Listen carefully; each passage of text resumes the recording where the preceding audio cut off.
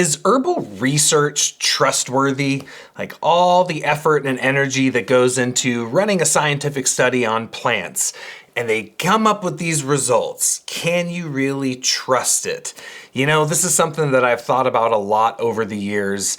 And while I think science is amazing and fascinating and lends us all sorts of new insights into, really, to me, the magic and the miraculous nature of medicinal plants, I think there's some dangers sometimes that can also come alongside the scientific model and the scientific approach to herbal medicine. And I wanted to take some time here today to talk about this dynamic of herbal research, right? Of scientific studies on plants.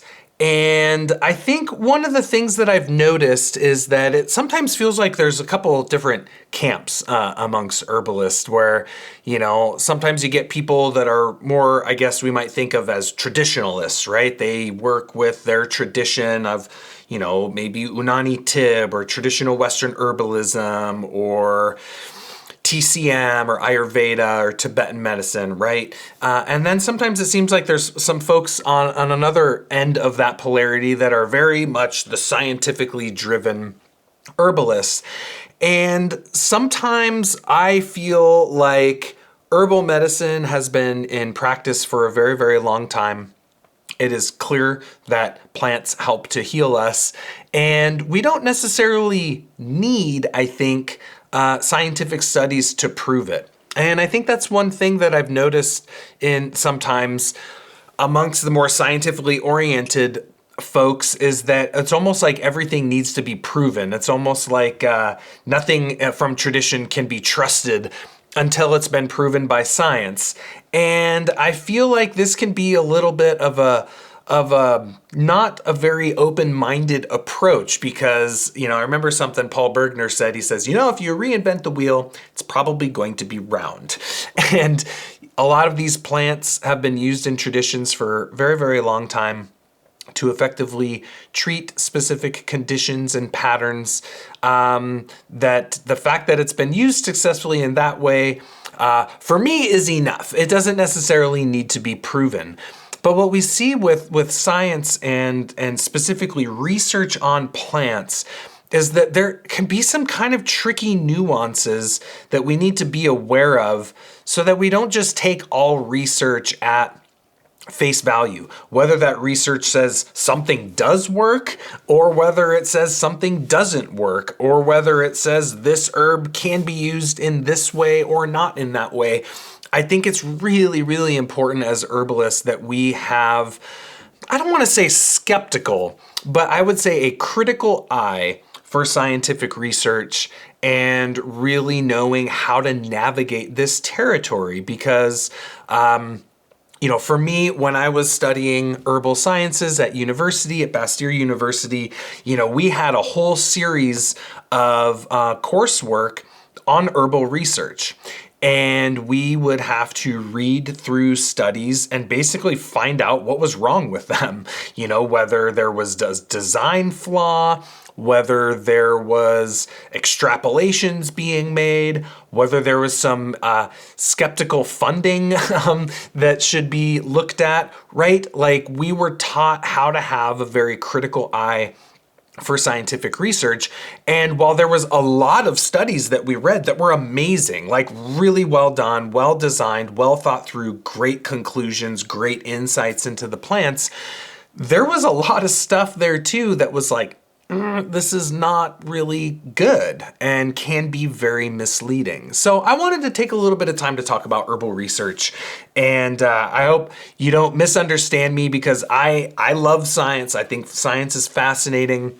I think it can provide a lot for us. I also feel like science has to be balanced. Science has to be kept in check.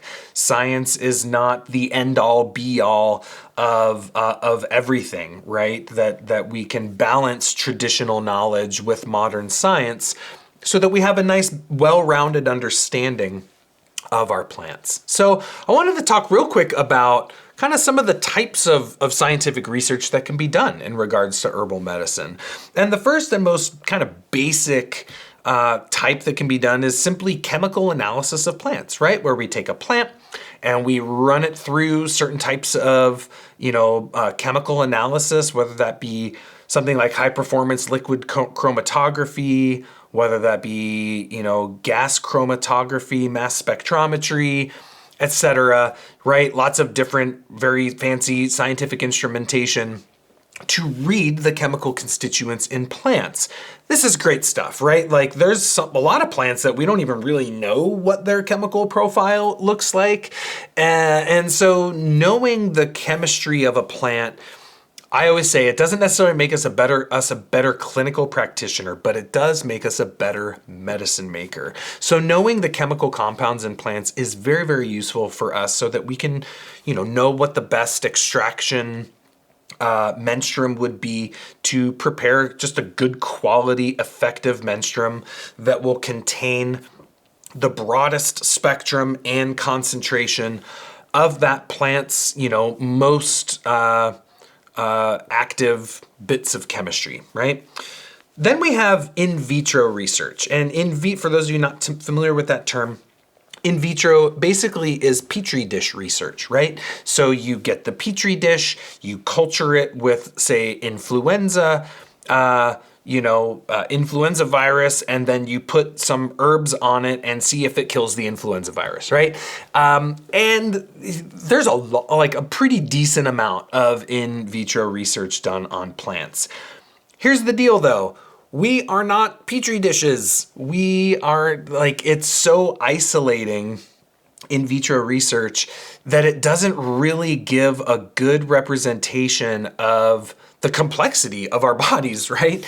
In our body, that, for example, influenza virus is going to be located in certain tissues.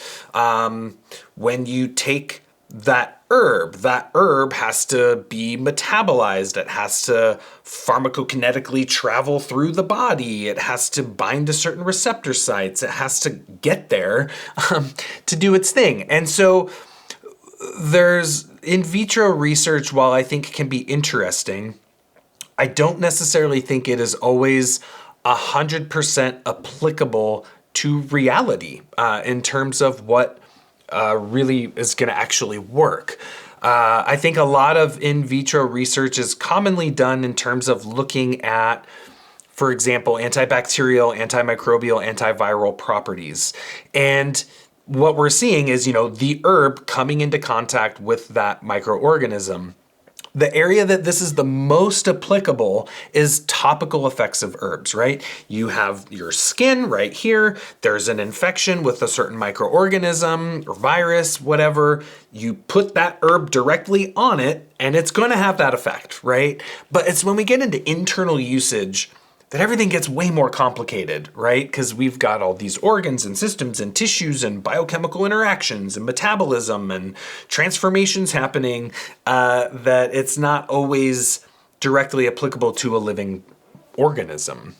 So that's in vitro research. Then we have in vivo research, right? In vivo, meaning like in life. And this tends to be much more valid than petri dish research because we're actually seeing what's happening in a living organism. And then we have lots of rodent research, right? A lot of mouse studies were not mice. I always feel like the leap from rodent research to human research is a big one. And our bodies are really different than a rodent's. And I personally don't feel like if something does something to a mouse, it will necessarily do it to a person. So I think when I see rodent research, I kind of say, that's interesting. But if it's a property of an herb that is like way out of left field from traditional applications of that herb, I might loosely consider using it that way, but probably not. For myself, and I would say most practicing herbalists, are really basing what herbs to use for people based off tradition, right? Based off how these herbs are traditionally used, not necessarily off of petri dish or rodent research. And then we have the clinical research, right? Which is where, we're seeing ideally good, well-designed studies of giving herbs to people and, measuring the result, whether that be, in certain biochemical markers in their body, whether that be through symptomatic improvement or not, etc. Right? And to me, that's the most valid, right? When they're doing large scale studies of people with a certain condition, they're giving them the herb, maybe splitting it up with there's a placebo and an herb, or there's somewhere they give the placebo, another group the herb, another group a drug, another group the drug and the herb, right? There's just different ways of setting up clinical trials like that. That to me, that's the most valid research, because we're actually going to see what the herb is doing in a person that's sick, right? That is very different from just looking at, very different than just looking at biochemical markers or something in a petri dish, right? Or even something in a rodent. So to me, the in vivo clinical research, I think, is the most relevant for us as herbalists and can potentially find novel uses of herbal medicines, right? But there's trickiness with scientific research, right? Not everyone, obviously, is a scientist, and not everybody has the ability to really read a study or really understand how to read a study. Sometimes it's uses very complicated language. It's like you have to look up every other word because it's a scientific term. But I don't think all scientific research can always be trusted, and here's why. So the first one is funding and or underlying agendas. So sometimes what we'll see is that research can be funded by, say, a particular company that makes a particular product that is really, wanting scientific justification for the efficacy of their product. And not that that's bad, but those types of studies need to be read with a really, really close critical eye, because obviously a company selling a product, investing money into research on that product, wants to see a positive result, right? And so I think this is really important to see funding, to consider underlying agendas, and to think about, whether they're just trying to prove that something works or something doesn't work, or whether they're just genuinely curious and wanting to reveal a reality, which to me is what good science does, is we're just trying to investigate reality and what is true, and in that way contribute to, the furtherment of knowledge. But this is not always the case. And so this was something that we noticed a lot when I was doing research rounds at Bastyr, is there'd be all this research that seemed like they had these really amazing results, and then we really looked into it more, and we would start to see the way that the study was actually designed was not well done. And that kind of comes into a second part of research trickiness, is that sometimes studies aren't well designed. I think more modern research, we're going to see better design. Like older research, it's very common to see design flaws. And these can be very difficult to point out if you don't have kind of the eye to be able to pick out what the flaw is. But we do have to consider what is being tested, what is being analyzed, what is being looked at, and is there an underlying logic there or not? And is it actually looking at the right thing? So that design aspects are really, really important to look at with research. A big one here is dosage, frequency, and form. So some research is done on isolated constituents. This is obviously easier from a scientific perspective because it's more controlled, right? You know exactly the compound, you know exactly the dosage, it's the same for everybody, right? And it's just a little easier to isolate what's going on there. But isolated constituents aren't a whole plant. Most herbalists don't use isolated constituents. We use whole plants, tinctures, infusions, decoctions, powders, sometimes the occasional standardized extract.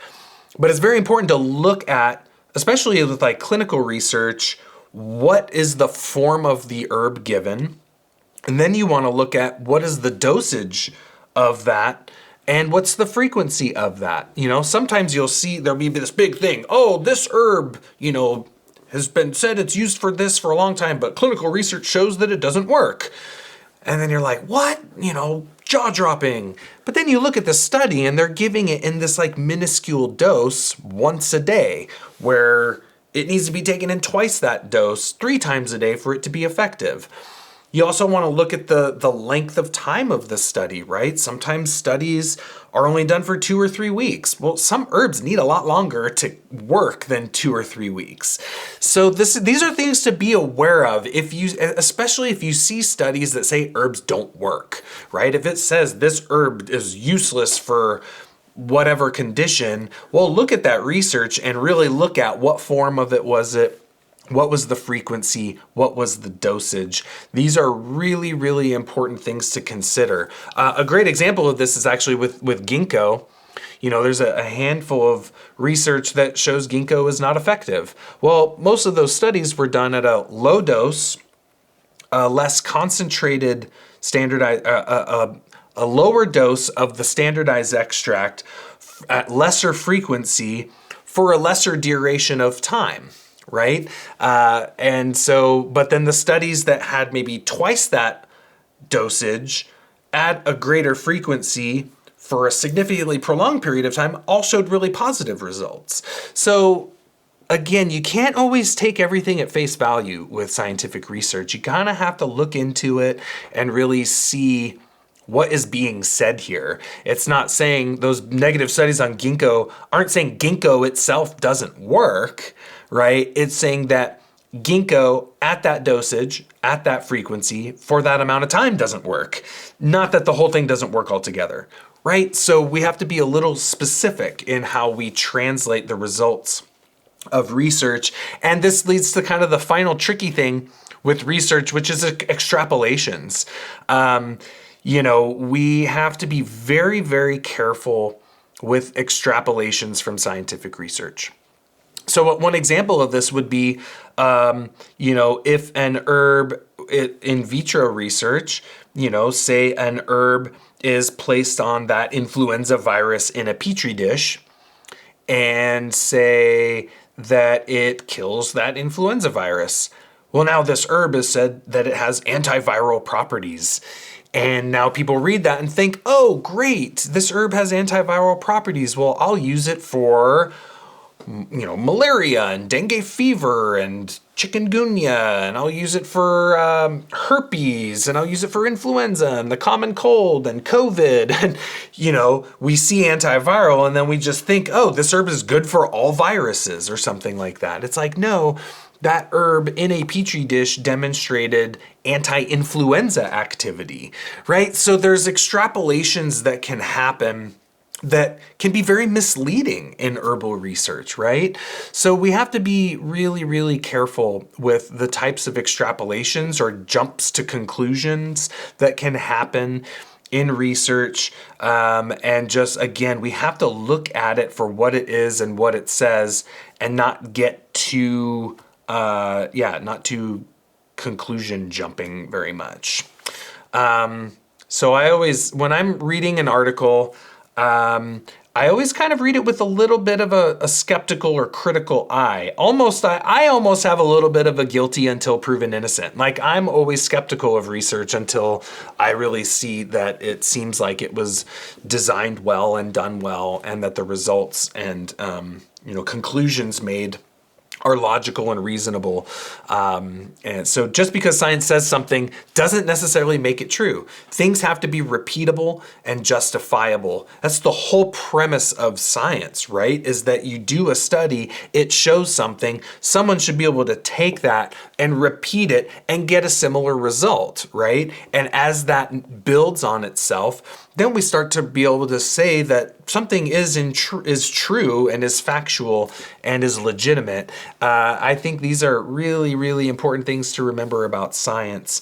And that science is meant to be very open-minded. And sometimes I find there can just be a lot of closed-mindedness amongst people that are, kind of have more of a scientism kind of approach, where science, in a way, according to some theologians, science is the new religion, right? The religion of logic, and everything must be proven, and isn't true unless science can prove it. And I think sometimes things exist that maybe science doesn't have the ability to prove, or doesn't have the ability to show. And so we have to leave room for those kind of mysteries to be present. So, but don't get me wrong, right? Scientific research isn't bad. I don't want anyone to think I'm saying research is bad. I think it opens up doorways of a deeper understanding of plants, of disease, of the human body, of how we get sick, why we get sick, and how we can be treated to get better. If anything, it gives us an appreciation of the vast complexity of our medicinal plants and how they heal us. And again, I do think that research can lead to some novel uses of medicinal plants. There's new sicknesses coming down the pike, right? We've all seen it in the last number of years with the pandemic. I think there's lots of upcoming medical concerns that we as herbalists are going to have to face. And I think there is potential that science might help to lead us in a direction of finding new uses of plants to treat conditions that have never existed before. Do I think science is the only way to come to those conclusions? No, I think there's other ways to decipher that. So I want to make it clear that I think science is a good thing when it is kept in check, when it is kept in balance, and that it's not the end all be all. And one of the things that I think is actually really quite unfortunate is that there's so little funding, especially in North America, or at least the United States. There's tons of research that's being done overseas. China's doing tons of research on their medicinal plants and formulas. India's tons of research, but for some reason, the United States, we just don't have the funding. Very little money is put into research on medicinal plants. So that's unfortunate, and it would be really cool to see that change, especially for a lot of our North American herbs, because there's a lot that can be learned about those plants through the lens of science. And I think that's my vision, for the future of herbal medicine, is not that science replaces traditional understanding, but adds on to it. It enhances it. It gives us a deeper understanding and appreciation of what the herbs are doing, and gives us more insights into the plants. And that we can see modern science and traditional knowledge come together and enhance one another. We see this too in perspectives of taking, for example, traditional systems of herbal energetics, like herbs that are warming or cooling or moistening or drying, and correlating those properties to the presence of certain compounds, right? That we know many moistening herbs have starches, have polysaccharides, have mucilage. That we know that many sour herbs that are cooling and inflammation modulating and really great for protecting the blood vessels and things like that have plant acids in them. We know that, many stimulant expectorant herbs is because of the presence of saponins or resins or monoterpenes. Like, this is where we see traditional knowledge and science coming together, which is a fascinating thing. So I think it's really, really great. But in the end, yes, some scientific research is trustworthy, but not all of it is. And so, like anything in this modern world, we have to be discerning. We can't just take headlines and just spread it out as if it's truth, Like very recently, in the last number of years, there's all this stuff about elderberry being dangerous because it triggers cytokine storms. That was based off of really bad research, right? That was very inaccurate. It's just bad research. and it wasn't true. But so many people, like there was just like in the herbal communities I'm not on social media, but I know people that are, and I got kind of stuff relayed to me. There's like, yeah, there was this huge kind of like, seemed like, elderberry's a bad herb, and don't use elderberry for your immune system, and don't take it when you have a viral infection. You're going to get a cytokine storm and you might die from it. And it's like, that literally has never happened. So we have to be very discerning with research.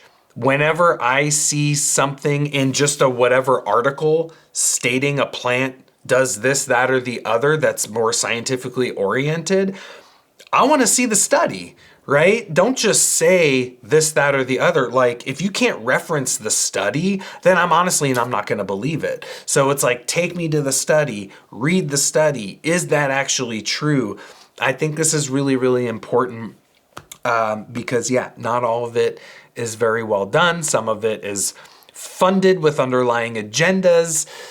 Some of it might be well designed and well done, but the extrapolations made from it are inaccurate.